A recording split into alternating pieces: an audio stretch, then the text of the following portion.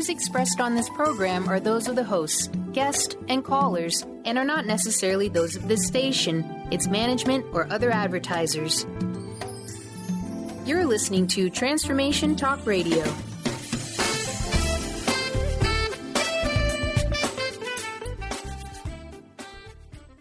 Moms, are you ready to become enlightened, empowered, and stress-free?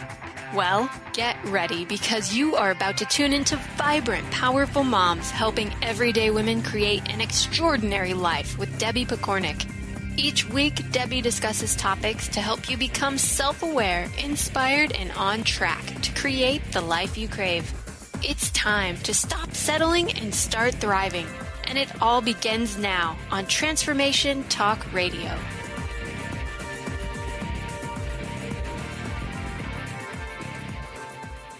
Welcome, everyone, to the Vibrant, Powerful Mom Show. I'm Debbie Pokornik, and as your host, I am tasked with the awesome job of sharing information that can help you realign with your vibrant, powerful self so that you can fully enjoy the life you've come here to live. Today, I am speaking with a wonderful woman named Kerri Hummingbird, who I actually met quite recently. And I was just really instantly pulled into her beautiful energy and openness to life. And so as we talked, it really became apparent that we had a lot in common beyond our red curly locks.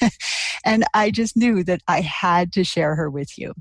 So let me tell you just a little bit about her so we can get started. Kerri Hummingbird is a soul guide who mentors women through difficult life transitions by helping them to remember their essence and align their lives to it. Her award-winning memoir, Awakening to Me, One Woman's Journey to Self-Love, reveals in vulnerable truth her process of reclaiming life after divorce. She is certified in many things, including energy medicine by the Four Winds Light Body School, as a spiritual coach by the Artist of the Spirit Coach Training Program, as a firewalk instructor by Sundoor. That is so cool. And as a warrior goddess facilitator. I just love all those titles. She is the 2017 president of the Austin chapter of the National Association of Professional Women. And Kerri has over 20 years of experience in leading by inspiration and a very special passion for empowering women.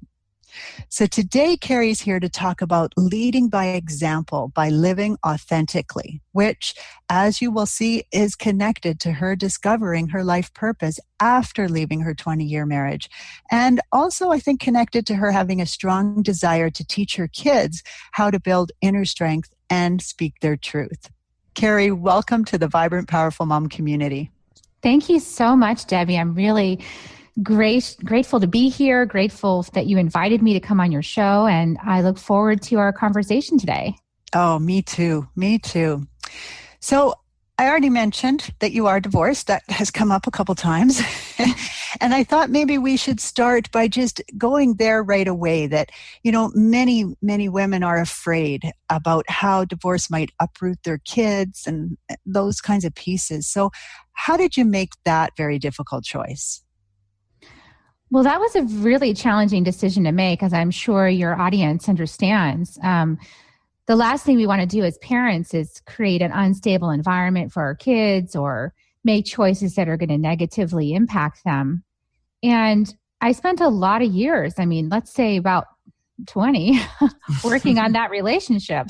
So we were, I was in individual counseling almost right from the beginning. We were in couples counseling. We were in couples counseling for years throughout our marriage, just trying to figure out how to make it work between the two of us. And, near the end, it just became clear that was not working for me. And there were a lot of forces driving me into more and more sort of erratic behavior.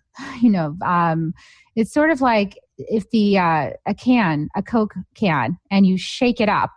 Mm-hmm. And then what happens when you start to let off some of the pressure by opening the lid? Oh, right. That's a great visual.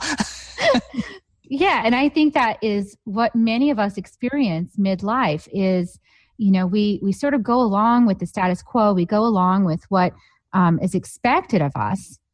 from our parents or our societies or how we were just instructed life was.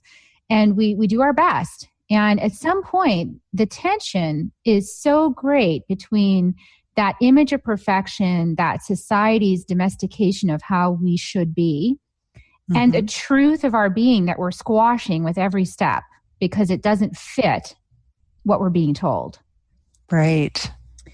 And, that truth eventually is like that Coke can. And, a lot of anger, resentment, things that, I was never allowed to feel in my youth, and then subsequently didn't allow myself to feel or express as a young person and into when I finally had children. And the interesting thing that happened was that once I had a child, I entered a new phase of life. I awakened this part of me that was a mother. Right. I awakened this, sacred power within.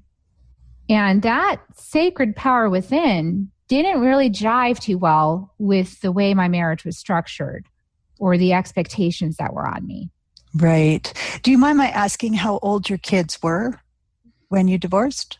Yeah. So my older son was going into 6th grade and my younger son is 3 years behind. So he was going into 3rd grade. So that Coke can had a lot of time to build up pressure. Oh, yeah. Right? If all of that was going on for you. So what were the ways that you used your strengths as a mother to help your kids adjust?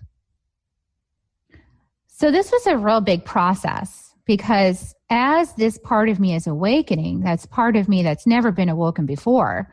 The birth of a child awakens that matron energy, that mother energy, that deep, wise woman. And as she started waking up, she started disagreeing with a lot of things that my husband was saying. Yes, I can understand that.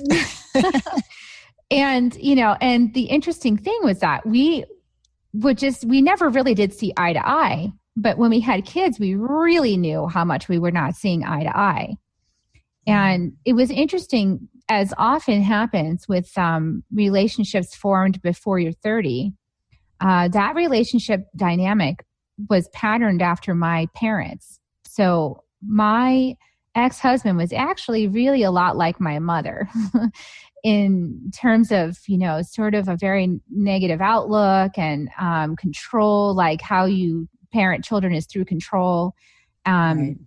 By making them do things, by forcing, by, setting these high expectations and, by discipline and all of these things, which, in right relationship have a place. But I really felt a lot of that was not working. And my older son was really obvious to me it wasn't working for him. When he was in preschool at this really expensive private school we had him enrolled in California, and he literally would put his head on the desk and just give up. Even going to the principal's office and just, he wouldn't even talk to the principal. He would just give up. Right. And my mother's heart was like, something's not right here. This isn't working. And I had to start advocating not only for my son, but the interesting thing was that as I was advocating for my son, I was really advocating for myself, for my own truth. Yes.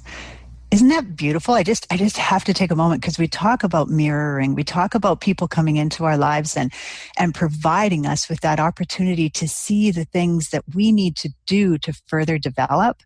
And yet most of us still have that picture that, our kids come into this world and we're here to guide them and we need to do all this. And we forget that there's a possibility that they're teaching us. And it's not even just a possibility. They are here teaching us partly what we need to develop. So I love that. I love what you just shared.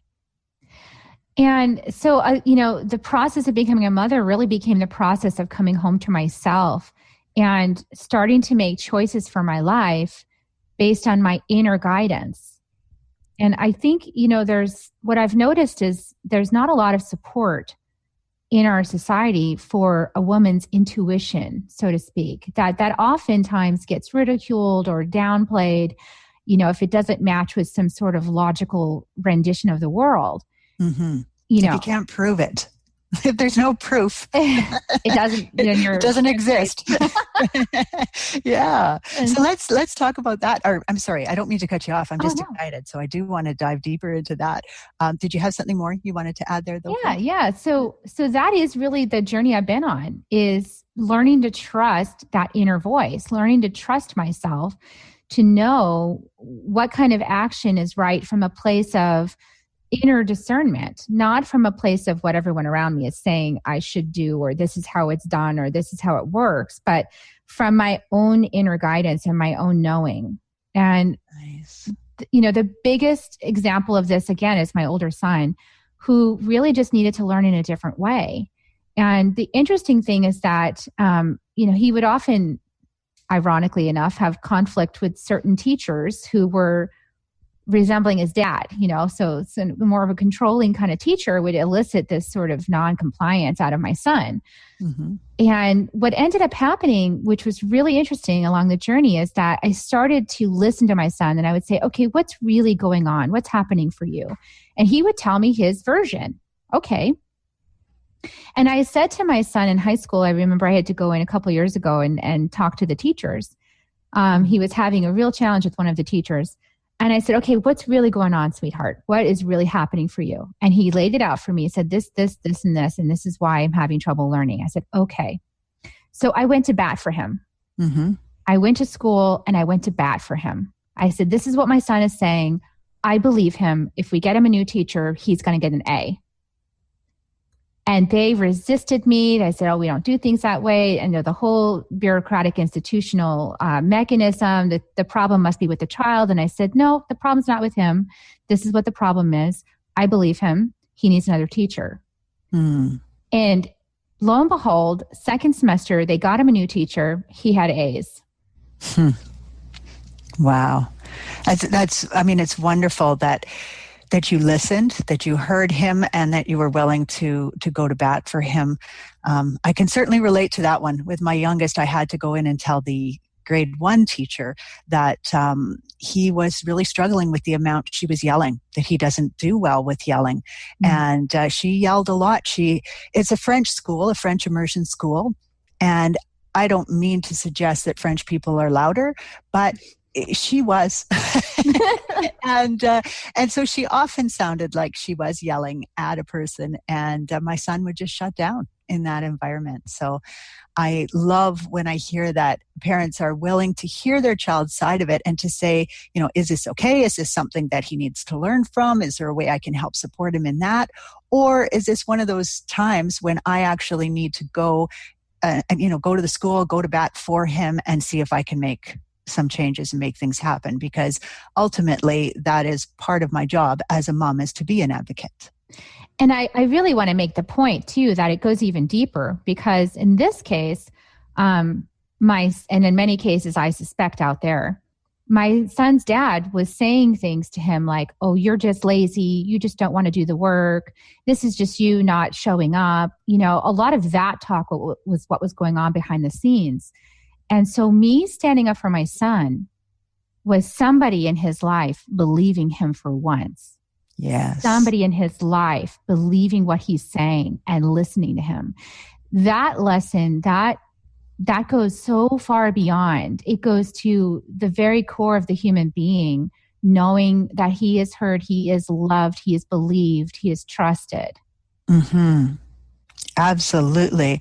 And can stop him from tuning out to all of his own information, right? That's coming to him, because when you're taught that you shouldn't listen to yourself, that you are just lazy or wrong or broken or whatever, it really can stop you. I love this all to me comes back to that whole, the instinctual side of us, but more than that inner wisdom, that inner knowing, intuition, that connection with our higher self, which I know you have a different name for. What do you call it? Your soul essence? Yeah, I like calling it essence. Yes. Yeah, connection to that which is bigger than us. Mm-hmm. And that's another thing I think is really lacking, is an awareness of that connection. That connection is always there. It's just that we focus on the personality. We focus on the third dimensional reality, the personality, and we keep ourselves small that way. We keep ourselves, powerless in many ways. When we start to open to that, we do know that we do have intuition, that we are all connected to something bigger than us, that it's speaking to us through our heart, through our womb as a woman. When we open to that power and we claim it and we act from it, we start to upset the apple cart. We scare a lot of people. For sure. Yeah. And we open up a lot of information that is always present, always there, but that many people are living in a shallow sort of existence or sort of swimming on the shallow end of the pool. Well, there's a whole deep end of the pool with tons of information and resource. And if we shift ourselves over to that deeper end, we guide our lives from a whole new place. And that's essentially the transformation that I made. And the experience becomes so much more fun, right? It is. Off of that autopilot and more into actually living life fully awake. So that kind of answers the idea of what helped you to get through this difficult life transition, but I'm sure there's much more to it than that. Is there anything else you'd like to share on that? I would think that the key components to my ability to make this transition were a couple of things. One thing was learning how to open to spirit, learning how to open to guidance from my essence. That was critical. And opening to have evidence that the universe is conspiring to help me grow. There's lots of ways of doing that. So that was key. And then another thing that was really key was really learning from my mentor, Heather Ashamara, who works with women. And that's part of the Warrior Goddess program that I'm certified in, to help reawaken our intuition, to help us learn to trust ourselves again. And the community support is big. So having a supportive community of like-minded women who are stepping into their power, who are exploring this vulnerability, and to have a community of people that you can talk to about that, because there's lots of places and communities in this world that don't embrace using your intuition or meditating or connecting to spirit. There's sort of some fear around that. And so to have a community that lets you explore that area and help you guide you along that process is really important. Absolutely. Now, you mentioned there that you had to start by opening yourself up to spirit. Can you give a tip or something that you did that really helped you to start this process? Because if somebody isn't already kind of living the life that you and I are living, it's hard, right? Where do you start? How do you do things differently? So would you happen to have a little tip or idea that you could share? I do. I have a couple of things. So the first thing is grounding. Grounding is so important. And I think a lot of us don't do it. So to get outside and get by a tree, and even with your back against a tree, to just imagine that your roots are getting sent down into the earth alongside the tree, and that anything heavy can go down into the earth, and then you can pull up vitality and energy through the earth, through your roots, just like the tree does. And the amazing thing about trees is that they do that automatically. They know how to do it. And so if you sit next to a tree, it will just automatically instruct your body how to do it. So it's a no-brainer. It's super easy. And that connects you to something bigger than you. Nice. Another thing is to create a game. So my first teacher was Gary Starnes, who had a program called Spirit Paths, which is a great program. And his first game that he played with us, he said, okay, we're going to do morning messenger. So every morning you get up and you go outside and you open to a messenger to bring you a message from spirit. And how does spirit operate? Well, through things that are living. So there could be a butterfly that lands on your finger, or you could see a lizard out of nowhere, or a hawk could fly overhead. And you take that as a sign and you go and look it up and see, what does that mean? And that starts the game. Nice. I love that. I have a little book of animal spirit guides and messages and such, and I love to look it up because obviously if there's a million bees flying around, that might not be a message for you. But if, you don't see a lot of bees and all of a sudden one comes and flies right by you and a few minutes later another one does, I always think, okay, then that's a message. That's something different. It doesn't usually happen for me. And then I go look it up and there'll be a little message about the bee, the busy bee, and what it means. So I love that. Now, of course, those messages don't have to be animals or insects, right? They can be a billboard or a license plate or whatever, right? Yeah, it could be anything that you recognize as a message. And that's where you start to really test the muscle of your intuition. Like, is this for me? Oh, I feel it. And it's usually a feeling like, yes, ooh, that's for me. Yes. I want to know what that means. Yes. Oh, nice. I know for myself, going back to the animals, I would often, I live out in the country. And so I might see 4 or 5 different things in one day. And I'd think, okay, are all those messages for me? So I'd go home and look them up and I could feel the ones, like you say, I could feel those ones that were meant for me. And in fact, they all were, but some were much stronger. They just spoke right to me. And often it was things like, you need to remember to have fun, to get the work done, but have fun while you're getting the work done. And that will just make it so much easier. And so having my own business, that is something I need reminding of a lot. Oh, yeah. Yeah. Beautiful. So do you have maybe a piece of advice or something that you would give to someone, a woman who's going through a similar transition, or maybe even just thinking about that transition? Or yeah, so I think right before I left my ex-husband, I had a sign and it was the end of the rope. So, I visualized it. I just saw it in my mind's eye, almost as if I was holding the knotted end of a ship rope. And then it just flew out of my hand. And I was all of a sudden like, oh, that's the end of the rope. Okay. And I knew what it meant. For me, it made perfect sense. That was just how my higher self was talking to me. It's like, okay, that's the end of the rope. We're done with this. It's time to move on. And to really heed those signals and the way to heed those signals is through action. So it's nice to think about things, but if you notice when you get a big clue and then you don't act on it, that creates a lot of stagnation. So the trick is to act on it, to take an action. And so it could even be a small action like, okay, I need to leave. It could be looking up to see, well, where could I live? I'm opening to what could I afford? How could I do this? And to trust your intuition, that you are being led in the right direction. And it's not an easy transition to make. I don't want anybody to think that was easy to do. But it was, whenever you're doing the right thing for you, for your next level of your life, things will unfold to support you in that process as you take the committed steps towards it. Right. Oh, that's beautiful. I love it. So we are actually coming to the end of our time together. It was so wonderful getting to chat with you today. And I love what you've shared. I hope people will take an opportunity to maybe go back and listen a few times and try some of the different tips and ideas and thinking, those pieces through.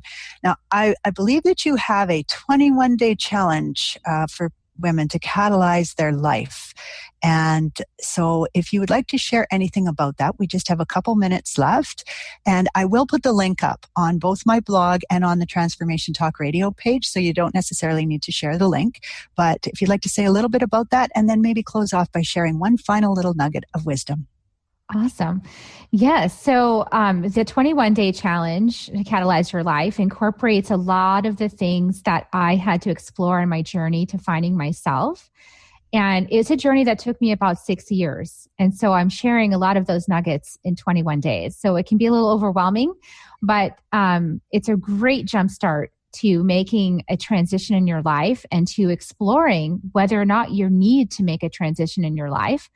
And it's free from my website. And I think I offer in there as well a link to my memoir, which is Awakening to Me, which tells the full story of my journey from that place of disconnection, of not knowing who I was, to knowing that I am safe and held and loved, and having regular access to my high self, my essence, my soul place. Nice. And so your website is kerrihummingbird.com. And like I say, that will be up on my site. So thank you once again, Kerri. Thank you so much to our listeners. Oh, you're so welcome. It's just a pleasure having you here with us today. So with much respect for you and the journey that you're on, this is Debbie Pokornik and her guest, Kerri Hummingbird, wishing you a vibrant and powerful day. You've been listening to Vibrant, Powerful Moms with host Debbie Pokornik. If you've enjoyed this show, please give us a shout out and leave us a positive review. To find out more about Debbie and her sisterhood of Vibrant, Powerful Moms, visit empoweringenergy.com. That's empowering with letters NRG.com.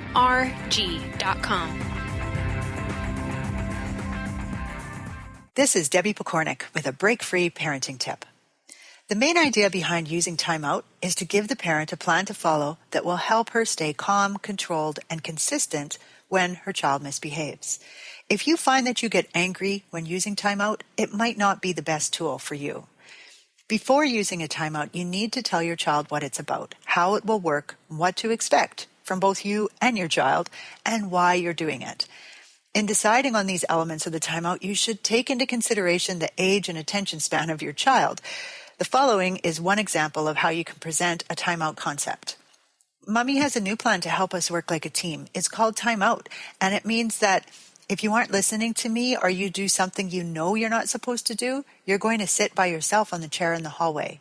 If you sit quietly, I'll call you after 2 minutes and you can come back and then try again. I really want to help us learn so that we aren't fighting with each other. Now, once you've decided to use timeout and explained it to your child, use it.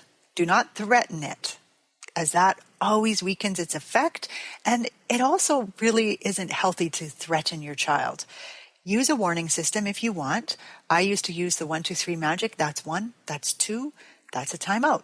But if you're going to do that, be very consistent in its use and don't buy into that moment where your child decides to mimic you and say back, that's 1. Just go right to that's 2 and just don't turn it into a game. Be fair and recognize that if timeout works with your child, it's because he likes being with you or he enjoys a certain activity. So if you start nitpicking at everything he does and using timeout to reinforce every command, he's going to stop enjoying your company and he's going to start pushing every button he can.